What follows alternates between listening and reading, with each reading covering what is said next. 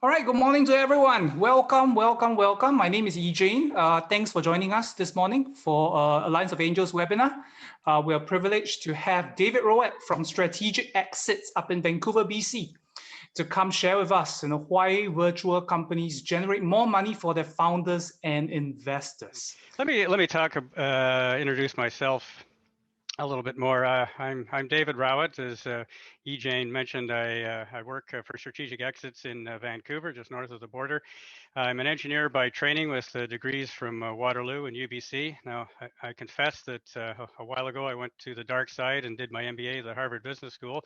I hope you won't hold that against me. But since returning back to Vancouver, I've spent 35 years working with technology companies in and around the Vancouver area in a variety of positions at the C-level, as an employer, as a consultant. So it's been an interesting ride for the last 30 years with 70 different companies. Currently, I'm a partner with Strategic Exits Corp. And this is a company founded by Basil Peters, a boutique investment bank. Many of you may know of the company. Our mandate is that we work only for founders and angels of technology companies to design and execute the optimal exit transaction. In fact, we sell technology companies. That's all we do. And we've had dozens of successful exits in the last 15 years. But it's more than that for us. We also like to return to the benefits of the community at large, the things that we've learned over the years to help better prepare the next generation of entrepreneurs for greater success. So we've developed a thought leadership positions and publications on many aspects of trends in the tech industry, and particularly how they affect mergers and acquisitions. You may have seen Basil's early work on early exits. He published a book by that name and really set the stage for the whole concept of early exits. And recently, I've been doing work on virtual companies, which is the focus of the talk for today.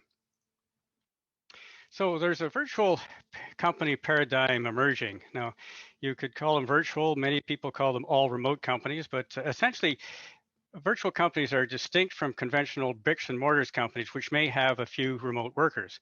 Virtual companies take remote work to the extreme.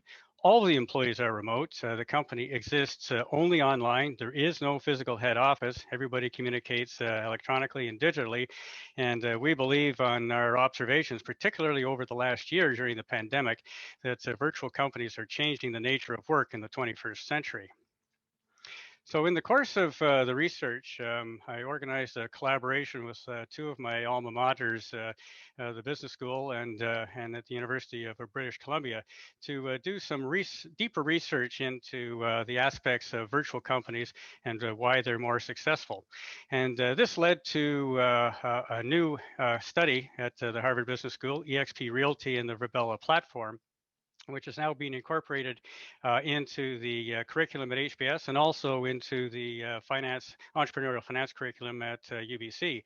The case study describes the competitive and financial advantages of the virtual structure, and I'll be showing you some aspects of that research later on in the presentation this morning. It's quite interesting. So virtual companies, it's more than just remote work, although that's what you may have heard a lot of during the pandemic. So I want to distinguish a little more clearly the differences between bricks and mortar companies and virtual companies. So a bricks and mortar company, the conventional kind that we've seen for years, they may have some people working from home, but by and large, people work in physical offices at a headquarters somewhere.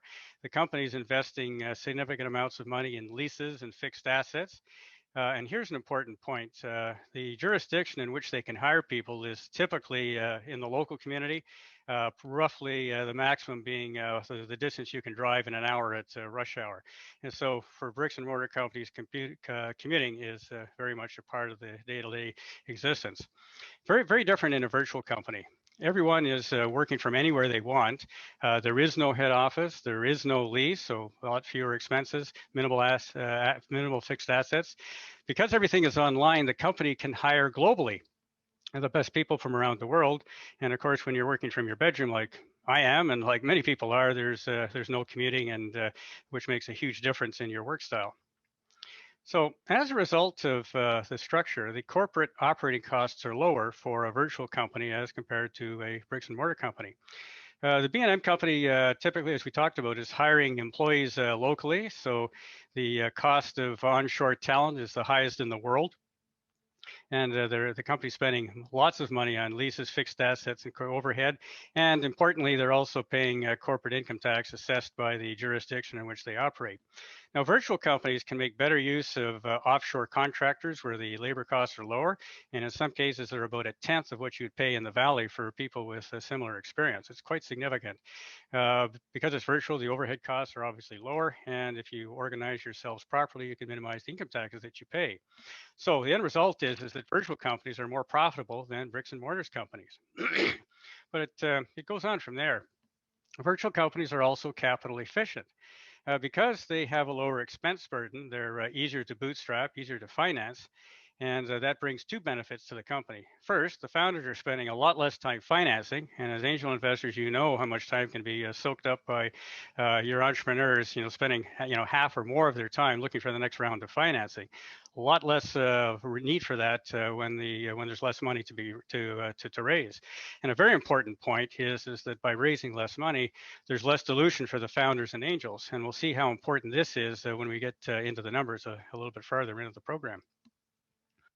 Virtual corporations are agile. They're not constrained by real estate or physical assets or financing, as we've talked about. The administrative overhead is lower.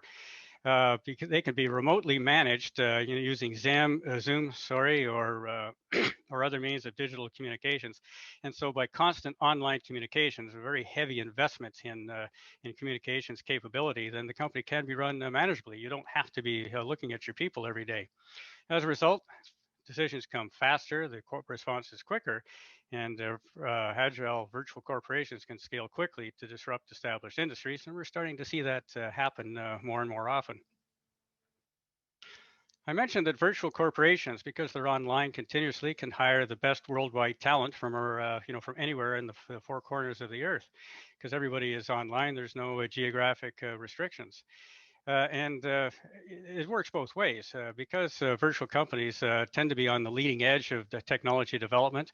They attract the best employees from around the world, who like to come and work with other best-in-class employees doing something new and different. We were just looking at a company the other day who's looking for a potential exit, and they have two founders, one who is based in the Valley, the other who is based in London. Their chief marketing officer is in Tallinn in Estonia. The chief operations officer is in Miami, and most of the development staff are located in Kiev in Ukraine. So, this is the typical pattern you're starting to see with virtual companies hiring the best people from around the globe. Now, it's also true, and we've certainly seen this during the pandemic, that employees prefer to work virtually. They recover that completely wasted commute time and invest it with their family and other interests. They're not polluting their car when when it's sitting in the driveway. And here's a point that is particularly important for working mothers. Katie Rice and I were talking about this yesterday, that a virtual structure gives a better work-life balance to families. They can organize work around their lives instead of the other way around. And so it's a much easier way to manage various aspects of your life. Now, having said that, of course, we know that during the pandemic, this structure played havoc with many families because the house was not just a home and a kitchen; it was also the workspace, the daycare, and and the public school, all of which was happening contiguously in the same space, which was very, very disruptive and frankly very nerve-wracking for parents. So when the pandemic settles down and the kids are back at school and there's a new normal descend, I think that the new work-life structure involving virtual work and virtual companies is going to encourage the greater participation of women in the workforce and make it much easier for them. At least I hope so. And the last point, of course, and why employees like to work virtually is that when you're working from home, you're spending a lot less money on gas, meals, and clothes. So all around, it's a pretty good deal.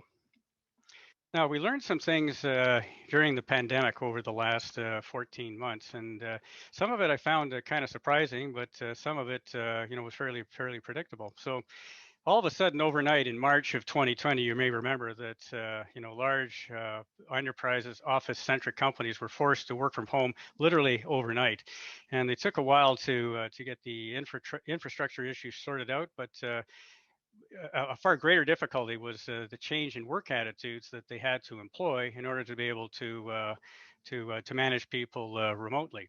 It's taken a long time, and it's been particularly difficult. So whereas most employees are embracing the virtual advantages for the reasons we've talked about, it's taken the managers a lot longer to come on board.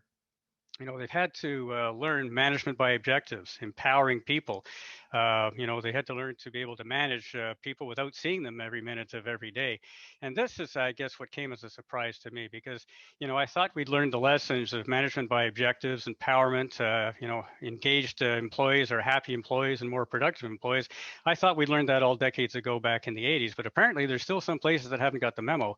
And it's been very hard for many managers in large companies to make this adaptation to working from home and managing remotely. So we're seeing that lots of young tech companies are embracing remote work. We'll talk a little bit more about that in a minute or two. And most employees, now that they've had a year of the freedom of working from home with a flexible schedule, they want to stay working from home, or at least full or part-time. And I think we can conclude from that that virtual work is here to stay. It's interesting. You may remember about a month ago, Google made the announcement that they were going to actually go back to the office, and they expected everybody to be sitting at their desks come some date in September. And I looked at that and I said, I wonder how long this is going to last. And sure enough, within 3 days, they're already walking it back, talking about some kind of hybrid model and the ability to incorporate permanent part-time work from home if they wanted to. And my guess is that the employees, by and large, rebelled at Google and said, we're not coming back to the office. It's too nice working at home. You'll just have to find a way around it. And they did, and they will. And I think we're going to see more and more of that as time goes on. There is a company called Remote.co that every couple of years or so interviews the best all remote or virtual companies that they can find. And the most recent work was done several months ago with 140 remote or virtual companies. And what they noticed is that almost all of the remote companies were early stage tech companies. And for most of these virtual companies, working virtually is a passion. It's part of their identity, it's part of their ID. It's what distinguishes them and makes them quite proud to be working in such a revolutionary company. So most of these virtual companies were virtual from the startup. And you see again that they invest significant amounts of time and effort in constant communications to keep everybody in the loop and part of the decision-making process. Because without that, it's very easy, as you can imagine, for people to get lost at the end of a Zoom call and not really feel part of the action. So, that's a continued commitment to keeping people involved is very important.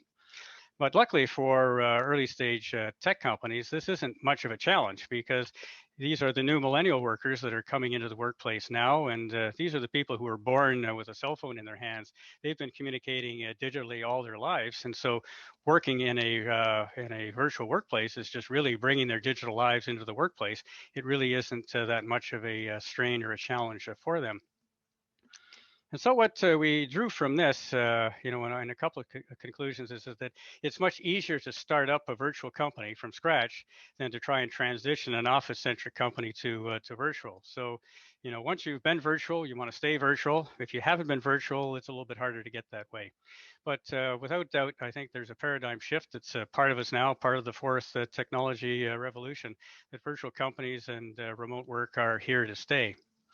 So that's the first part of the presentation. And Yi-Jane, maybe we want to take a question now if there is one, or otherwise I can continue on. There are no questions so far, so why don't we keep moving? Okay, sounds good. I'll carry on.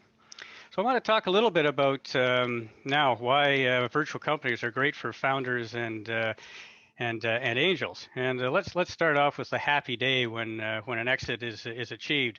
The founders sell their company to a buyer who's quite happy to bring on new people, new talent, and new technology into the company. They shower the founders and the angels with lots of money, and it's a happy day for everybody. Well, except until the government shows up, and they will take their capital gains tax, dividend tax, withholding tax, all kinds of taxes. They are very happy because they are sometimes taking between 20 and 40% of the entire value of the deal, and which in many cases makes the government the largest, biggest winner when a tech company exits. But happily, there are some things that you can do about that. Virtual companies, because they're online, can register anywhere in the world that they want to, and so they can choose to domicile themselves in a jurisdiction which has lower transaction taxes and avoid a considerable amount of tax at the time of exit, sometimes all of it.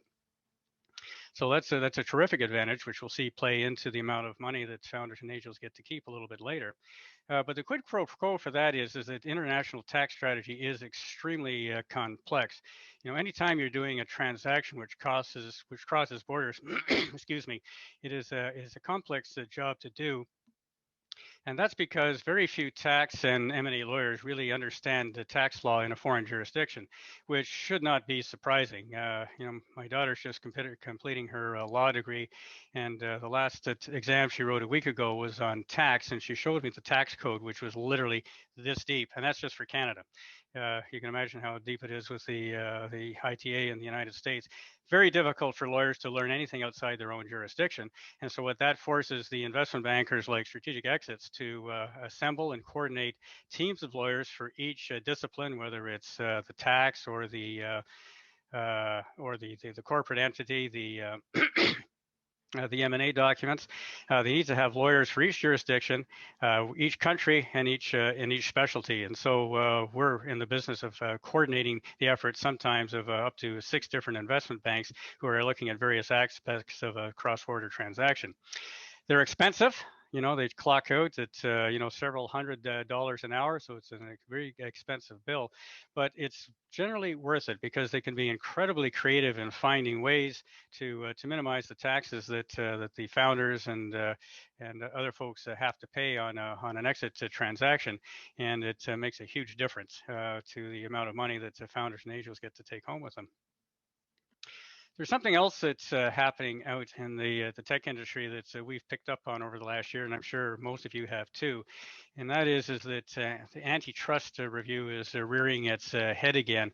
The big tech companies are getting very big. In some cases, some may say that they're getting too big at this point. But what they've noticed is that one of the mechanisms they have for maintaining their growth is acquiring hundreds and if not thousands of small technology companies for their technology. So, and that's picked up the notice of various entities within the U.S. I think the Justice Committee and the Commerce Committee are looking at this. So I suspect that as big tech comes under scrutiny, the number and the size of the M&A transactions they do with small tech companies is going to come under scrutiny, which may make life a little bit more difficult. The other thing that's gaining in importance, of course, are the political and security concerns that they're growing around the leakage of intellectual property outside the borders. Governments want to keep homegrown technology where it started at home, and so I think that, and because the easiest way to acquire technology is to buy the company that developed it, and that has been a part of life in the tech industry cross-border for many years. But between these two, between the antitrust review and the concern about IP leakage, I think we're going to see that that tech M&A is probably going to get a little bit stickier, particularly if it's cross-border. But here's the good news: is that if you're a tech virtual company, you can avoid many of these reviews and restrictions again by domiciling your company in a jurisdiction that has fewer regulations. So you can sort of fly around the restrictions that are in place for local companies by making sure that you're an international company. So that's one of the terrific advantages of being a virtual company and its ability to relocate. So we've talked that virtual companies make founders and angels richer, and I'd like to demonstrate that with a little thought experiment and why virtual companies sell for more, and we'll show how the founders and angels get to keep more of the proceeds. I'm going to do it by introducing a formula I developed called the Founders Wealth Creation Formula, and I'll step through why it is that virtual companies do better than bricks and mortar companies. And then I'll finish off the formal part of the presentation on a case study that Strategic Exits did in selling a virtual company a couple of years ago.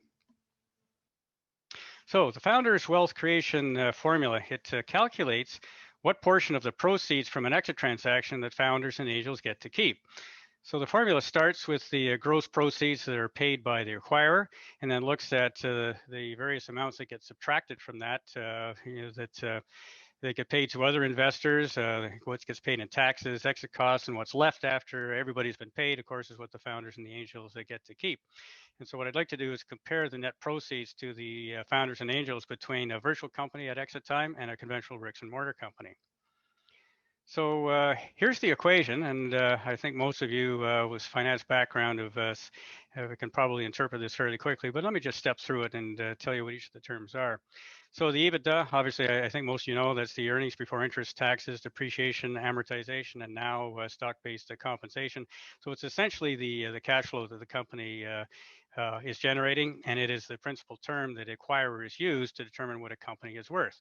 They take the EBITDA and they multiply it by the EBITDA multiple, and these two, EBITDA times multiple, calculates the gross amount of the exit proceeds. This is the big pile of money that's on the table that now gets divided. So first up are the venture capitalists, which take their, let me see if I can use a pointer here to circle this a little bit easier. Yeah, there we go. So EBITDA times multiple is the gross amount of the proceeds. Now, the venture capitalists step up and take their liquidation preferences off the table. And then you multiply by the percentage of the equity that's held by the founders and angels. We'll call that F. For the taxes that you have to pay, if T is the tax rate, then 1 minus T multiplied in is what you have left after you've paid your taxes. And then, of course, you need to pay the exit costs for your advisors, the lawyers, the accountants, and those awful investment bankers. So that's the formula. We'll step through and I noticed, as we started to look at some of the mathematics around this, that it was the case that that in every single term in this equation, that the virtual companies outperform bricks and mortar companies. The EBITDA is higher. The multiple is higher. There's typically no liquidation preferences if there are no venture capitalists that are part of the investor pool. The percentage held by the founders and angels is higher. The taxes are lower, so 1 is T multiplied in is higher, and oftentimes the exit costs are lower too. And let's start to to look at why that is the case. So why is EBITDA higher for virtual companies? Well, we've talked about the fact that they're because they're hiring globally in low-cost jurisdictions, that their global compensation costs are typically lower for a virtual company to the extent that they can bring in foreign workers as part of their team. We've talked about no facility costs and lower administration costs, and because the companies tend to be agile, they can get more revenue per each employee, and so the revenue typically tends to be higher. So how much does all this account for? We're not sure, but let's circle a number of 50% as the amount that the EBITDA will be higher for a virtual company than a bricks and mortar company. And then let's look at the EBITDA multiple and why it's higher for virtual companies. Well, the primary reason is that virtual companies grow faster. And if they grow faster, they attract a higher EBITDA multiple, obviously, because the investor is going to, or the acquirer is going to get their money back faster and earn a faster return. But they'll also pay for some more subtle hidden benefits of the virtual company. The fact that you've got a top team of global talent, which means that the team is very flexible, very creative, acquirers will pay more for that. There's less distraction for funding, as we talked about earlier. So if there's more time spent building the company, that's of value to the acquirer. And again, they'll pay more for that. And other aspects of the exit transaction, virtual companies, in our experience, are easier to acquire, to integrate, and to relocate. And I won't go into those details today, but if you want to ask me a question later during the informal part, I'd be happy to share our experiences with that. So what do we think the total increases in the multiple might be? Well, let's circle 40% and see how that works into the equation. Now, I've mentioned that the founders get to keep a bigger portion of the equity, and that's because bricks and mortar companies are often raising multiple rounds of venture capital financing to fund their growth because they're investing in fixed assets, facilities costs and expensive local employees.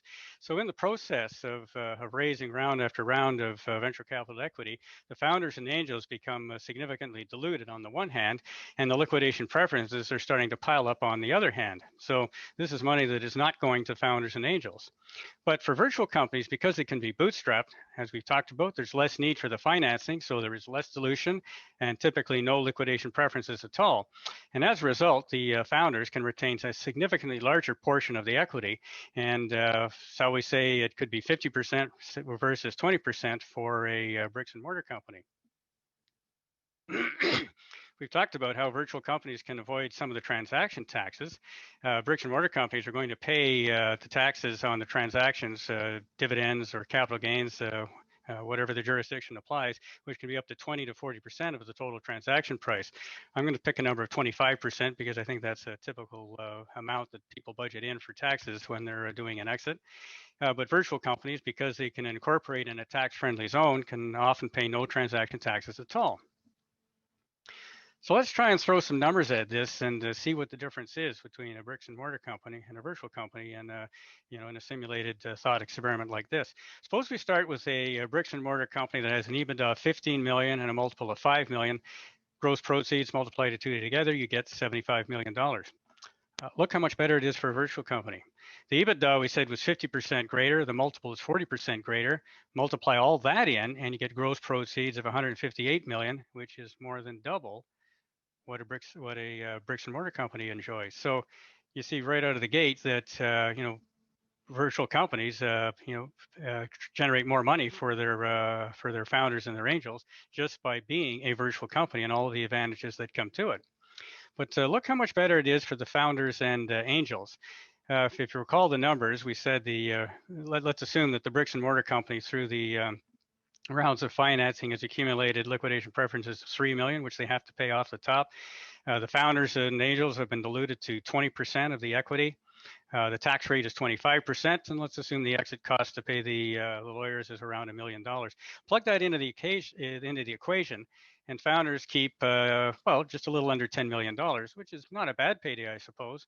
But look how much better it is for the virtual company founders.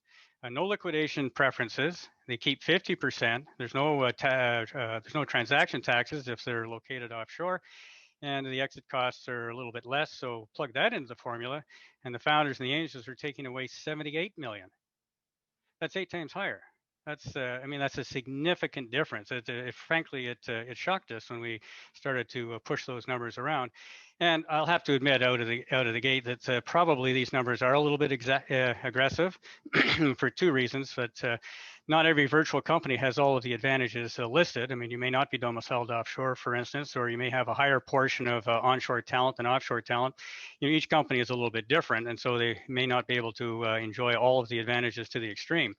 Many of these advantages are overlapping, like the strength of the team affects both the EBITDA and the multiple. But all that said, based on the experience we've had over the past several years in selling several virtual companies, we believe that the exit price is 50 to 150% higher, and that the founders are earning 100 to 300% more. So a terrific deal that virtual companies are worth more at exit time, and the founders and the angels get to keep more of the proceeds.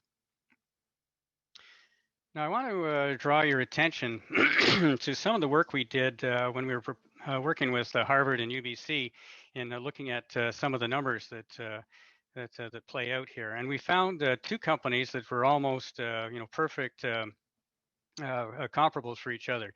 EXP Realty, which is a real estate brokerage company, a virtual one, and it's very active in the Pacific Northwest. So this may be a company that some of you have run across.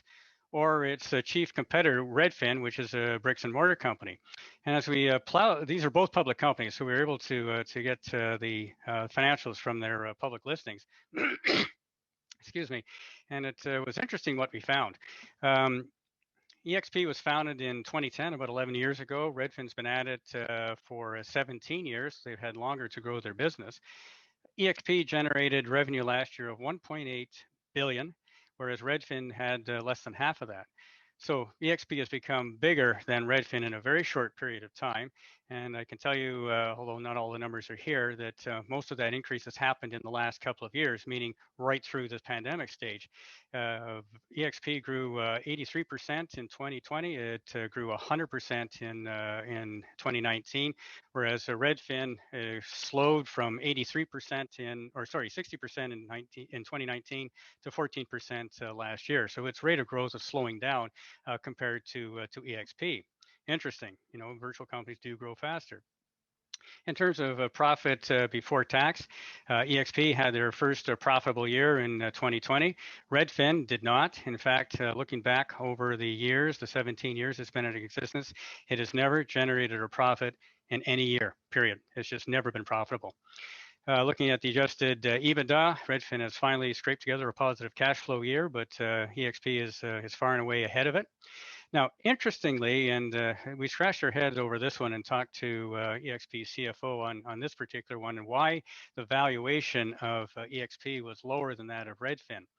And the reason is that Redfin has had a very active investor relations program for years and years, and they have a good institutional and analyst coverage, and so there's a great market for their stock.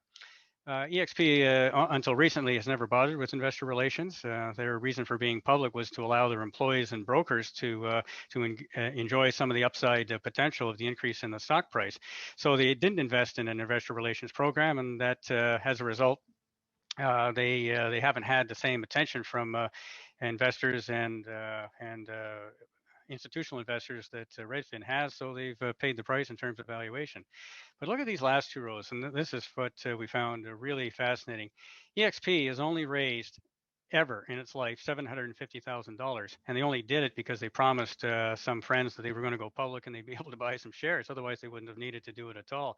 But look at Redfin, $700 million so they've had to raise in round after round of equity and debt financing to fund the continual series of losses since their founding. So a lot less financing raised for a virtual company. And again, look at this last component here.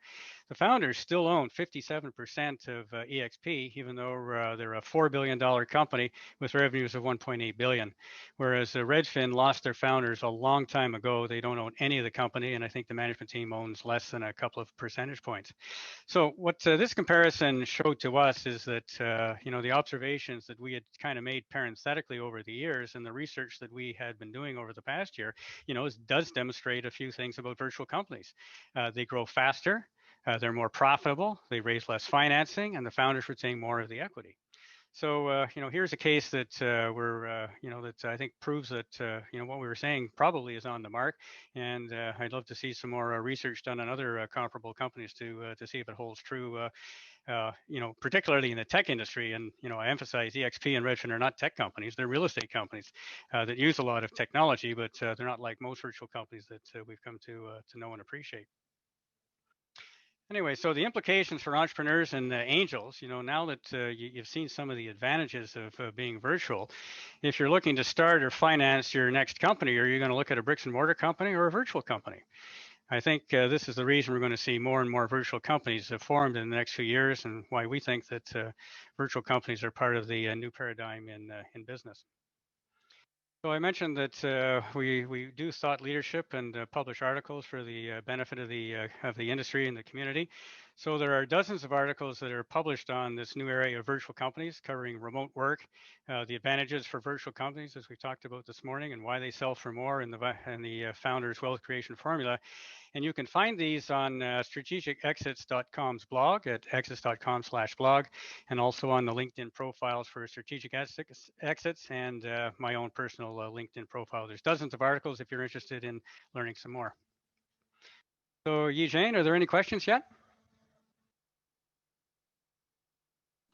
There is a question from David Hewer, right, in the chat. David wants to know if you can recommend a list of countries with the lowest regulations. That there are dozens of people who write on exactly this topic, and And so you don't have to search very far into the internet to find a list of the countries that have friendly tax jurisdictions and various ways and means that you can take advantage of them. So, you know, we're not specifically in that business, so I won't comment further than that. But you know, it's the help is not far away, if I can leave it there. Well, it's not British Columbia, I can tell you. Well, you and I both know about that. Yeah. Thank you. Okay. So, Was there any else, Eugene? yes, my name is Brad Chalou. David, can you hear me? I can hear you, Brad. Yes, and I can Okay. see you over on the side too. Great, certainly. So I live in Seattle, and Mhm. I've got a business. We've started up a startup company. There's two of us. My partner's in California, Mm-hmm. and it's an online business that we're building. And it's still, we're in the LLC mode. Beginning of next year, we will transition to being a C Corp. So the issue then becomes, of course, where should we domicile, like which state of the US, presumably, should we incorporate, and then where should we, or should we have a like a head office, which I don't think we should, but I'm not quite sure. Should we have a business office still, or a post office box, or whatever for the company? You understanding the drift of the question? Oh, I do. It's one I've seen before. So I need to preface my comments to say I am not a tax expert, and I'm certainly not a U.S. tax expert because I'm based in Canada. So I'm loath to try and give any tax advice. But yeah, I get the warning. Yeah, So I Thanks, will mate. tell you that that the founder of eXp Realty tells me that he has a post office box somewhere in Bellingham that he has not visited in years. And they only have it because they need, for, you know, services of legal documents, sometimes you need to actually have a physical mailbox that you can be serviced at. And that's the only reason that they have it, because everything else happens online with no physical head office at all, if that helps answer some of your questions. Certainly. But I think also, oh, sorry, I'll let you finish. Yeah, and you know, from my knowledge of the U.S., which is not deep, I'm afraid, but I do know that lots of companies are headquartered in Delaware. The Delaware LLC is a very commonly used tool. There are lots of companies. I domiciled once many years ago in Nevada, and you know, I think that there are many virtual companies or offshore companies that are located in Nevada. Something you might want to go and take a look at. Sure. Okay. Look, thank you very much. Sure. Eugene, anything new? Sorry. It's a question from Praveen. Praveen Vashni. Sorry if I got his name wrong.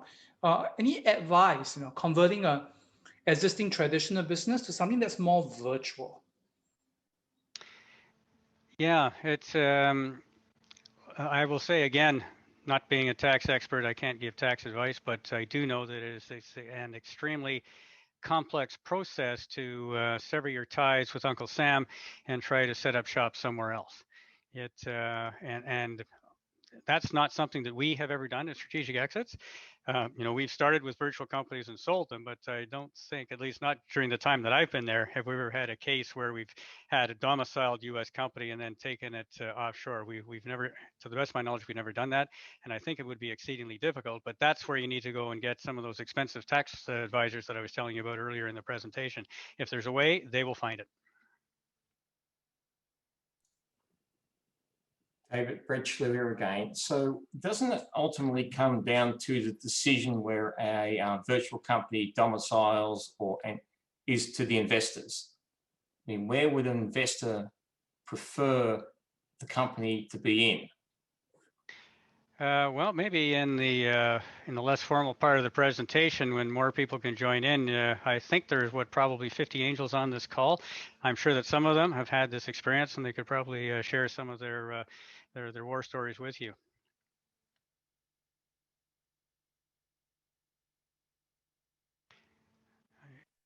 This all seems to beg the question: where's the recipe? Where's the strategic startups? The analog to your strategic exits? How is the curious founder to avoid missteps? Get good advisors. That's the simplest thing. And, you know, I can talk a little bit about investment bankers. I mean, we have, you know, worked, helped several virtual companies to exit. Those were cross-border transactions in some cases. They were U.S. Companies in other cases. I can't tell you all of the tax in and outs of this, but again, you know, to repeat the advice that I gave before, this is a very complex area where you need the best tax advice, and I cannot and don't pretend to give it to you. But if you do some poking around, I'm sure that you'll be able to find the tax advisor who went down this path and can help you do it. As I said, on the internet, you don't have to look very far before finding a place to start looking for the answers to your questions.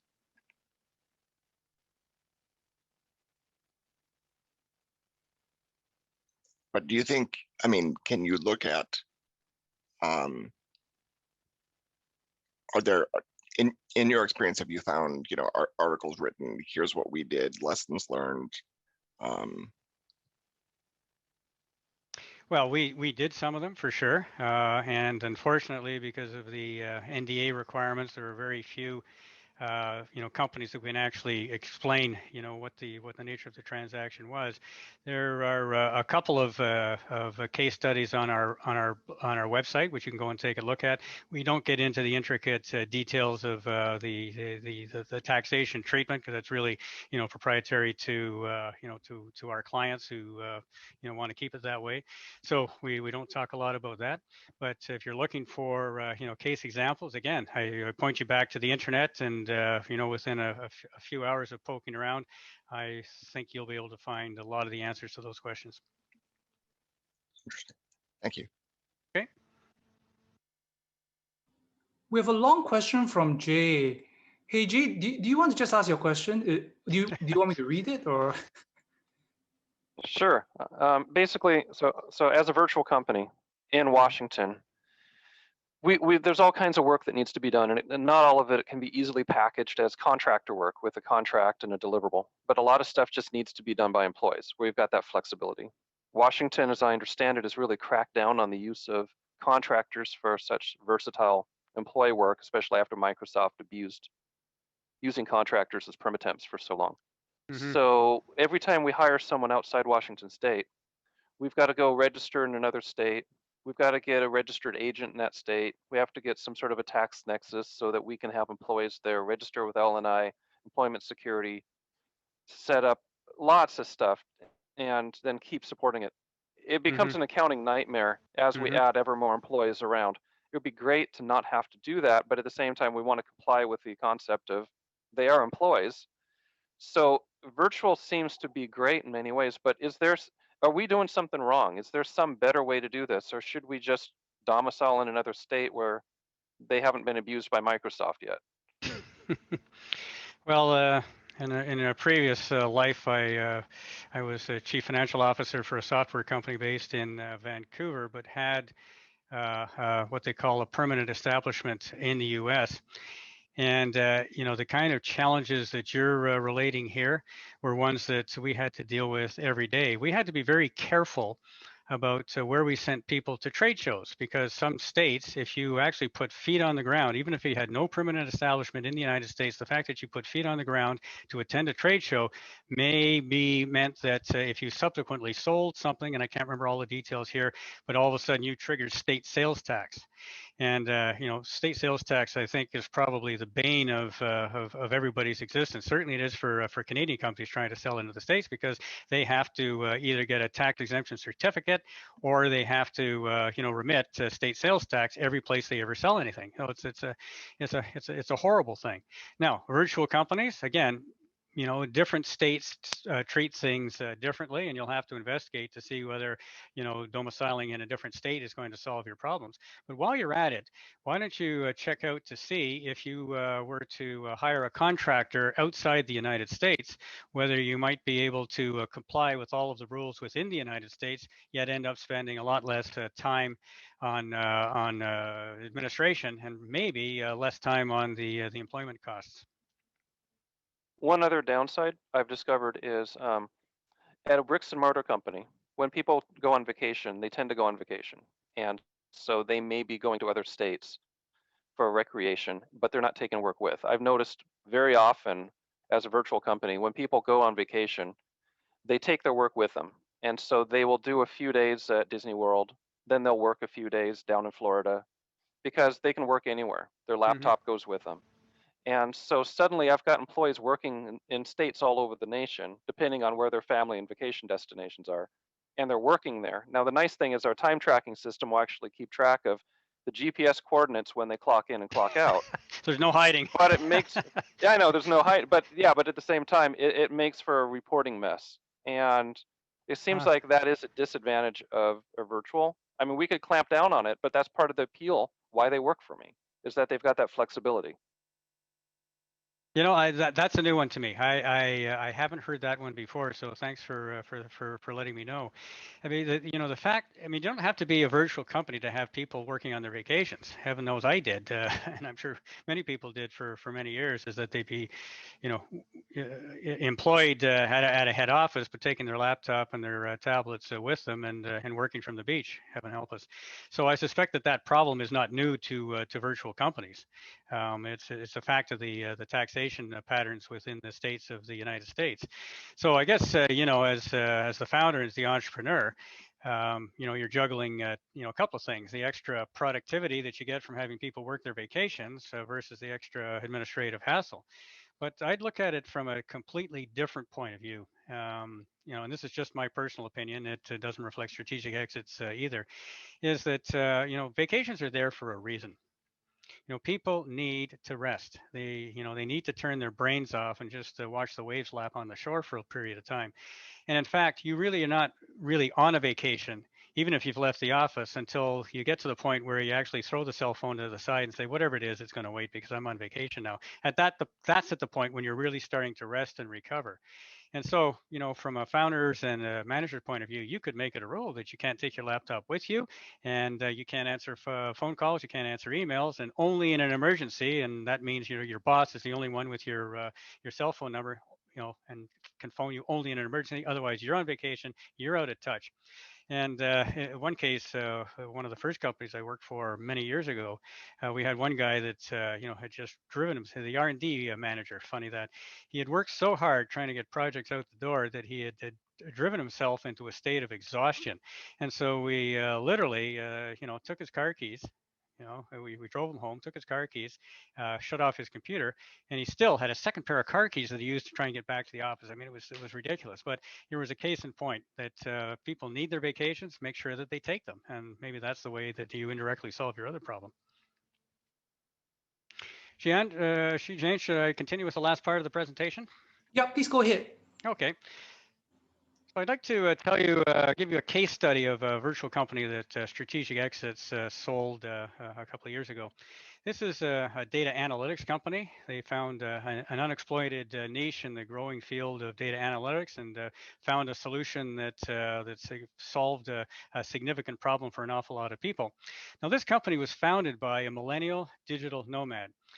He called himself Airbnb's best customer, and I'm sure he was, because he and his wife would fly literally every 4, 5, 10 days from from some city to another city. They'd set up shop, plug into the high-speed internet to wherever they landed, and they would manage the company from there. And we would connect with him on a Zoom call. And I was working on this one with Basil Peters, and we'd have a little game between us, looking at the background behind his head to try and figure out if he changed location and where he was at that particular point in time. He had no fixed address. He literally was a digital nomad flying the earth while running his company. He had no formal training. He was self-taught in software, but obviously a very, very smart guy. He bootstrapped his company completely from the money he had in his pocket when he graduated with a degree. He had some money left over, and with that, he founded the company, and it became profitable very, very quickly. So he never needed to raise a nickel of external financing. He completed the software development and launched his company within a year, and he grew to 40 employees within 3 years. Now, he's paid particular attention to how he built his team. he made sure that he hired in senior positions other experienced digital nomads, folks that had been around the track a couple of times. They knew what they needed to do. They didn't need a whole lot of supervision. Essentially, they were intelligent, competent self-starters. When it came to his developers, he only hired elite developers. If you couldn't prove that you could crack top code within a week, you were probably gone. Tough place to work. But that made sure that he had the best committed and talented people. People had to be committed to the virtual work culture, something I talked about a little bit earlier, that people working in virtual companies need to be evangelists for the virtual work style so that they can enjoy all of its advantages and overlook some of the disadvantages, which we really haven't talked about, but the fact of essentially working by yourself for long periods of time. So hiring very smart, very self-starting workers, responsible, accountable, low oversight. This was the key to the team that he put together that was able to grow a company very, very quickly with very little money. Now, after all of 2 years, he decided the company was quickly growing, highly profitable, and it was time to take some money off the table. So we went looking for an investment bank to help him sell the company, and he found us online, naturally. And he picked strategic exits for what we think are two reasons. One is that all of us in exits have decades of operational experience in tech companies. It's all we've really ever done. And we've been at it for decades.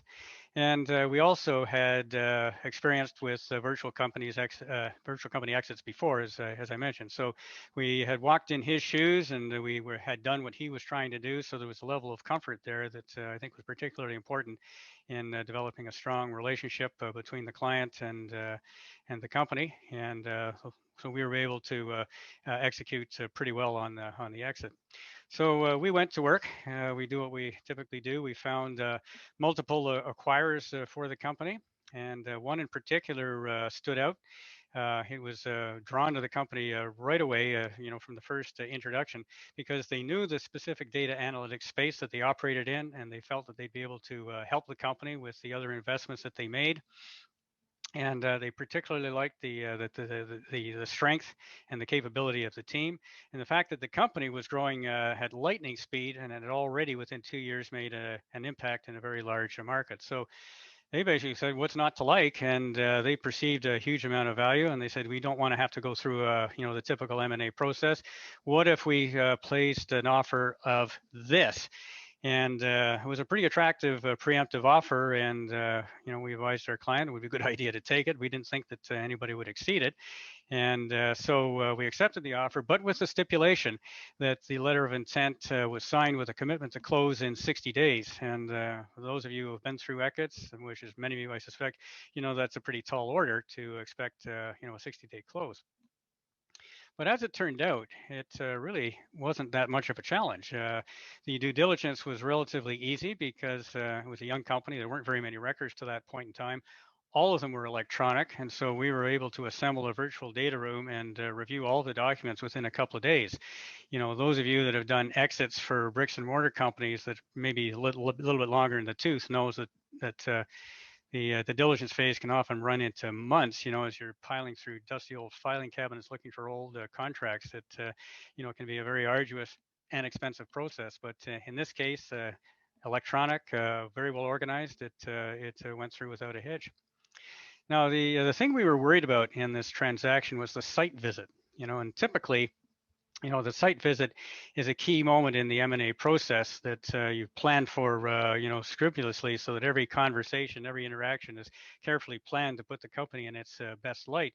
We're saying, well, how are we going to do, a site visit when there's no head office to visit? There's nothing to see. It's all in cyberspace.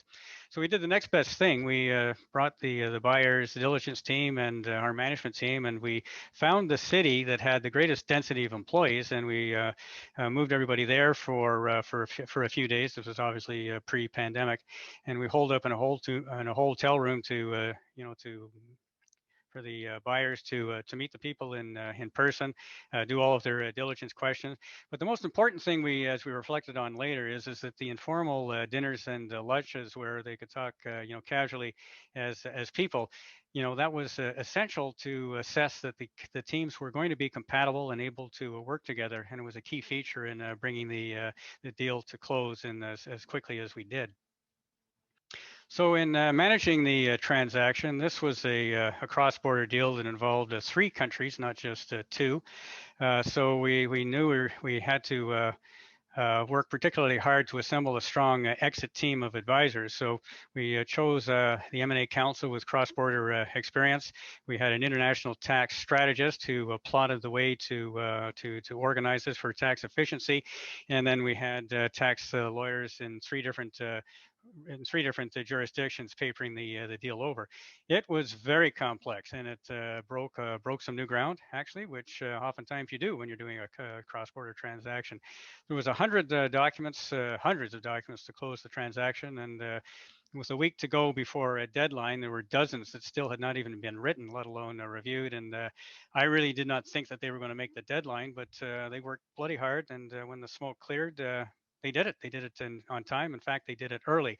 The virtual transaction closed in 40 days. So we think that's it's a pretty big accomplishment for for a company like this in 3 different jurisdictions. So if we look at what were the components of the successful sale here, from at least from our perspective, one is that we had a company that was bootstrapped with no external investment, made it easier. They had developed and launched their global data analytics application within a year, so obviously a very capable team. Rapid growth in revenues and profits, and they sort of successfully sold in their 3rd year, which we think is pretty significant. And if anybody wants to guess the transaction value, it was 125 million, which is not bad for a 3-year-old company with 40 employees, all of whom were virtual. So to us, this was a prototypical case of a good exit of a virtual company. And so when we look at this, the things that made this possible is that because it was a virtual company, the exit price was higher right out of the gate. We had a team that in the company that worked hard, elite employees that were hired for their work ethic and their adaptation and to the virtual work style. And we also had a world-class exit team, including the lawyers, the strategists, and the accountants that pulled all this together. And we needed competent people in every one of those jurisdictions to make this complex deal pull together. But we did it, and we did it in record time. And I think it serves as a model for other virtual company exits that will come down the pipe. So the takeaways from this presentation, I hope you've gained some knowledge about why virtual companies sell for more money and why the founders and the angels get to keep more of the proceeds. So let me end there, Eugene, and we're wide open for questions. Thanks. Thank you very much. So does anyone have, there's a quick question from Jay. Could you share a little bit about how many virtual company exits you have done? Several. Okay. Right. Thank you.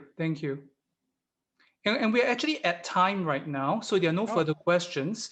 I'll just like to make a couple of logistics comments. These were folks that asked other questions. So the presentation will be available. We'll be uploading this up to YouTube, right? The Alliance of Angels YouTube channel. So take a look out for that. You'll be able to see the full recording.